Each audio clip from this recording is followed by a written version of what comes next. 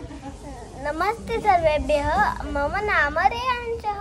अहं क्रान्तिसिंह नाना पाटिलः अस्मि। नाना पाटिलः एकः वीरः स्वतन्त्रता सेनानी आसीत्। सः भारतदेशं स्वतन्त्रं कर्तुं ब्रिटिश् शासनस्य विरुद्धं संघर्षम् अकरोत्।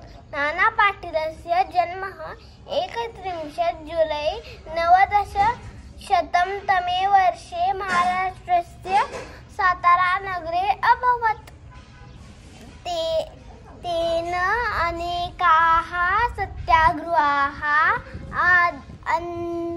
आन्दोलनानि च कृत्वा सः ब्रिटिश् शासनां विरुद्धं ग्रामे ग्रामे गत्वा सः सदैव देशसेवायाः मार्गे सः अन्येषां कृते आदर्शः अभवत्। नाना पाटिलः सर्वदा वीरः सेनानी इति स्मर्यते।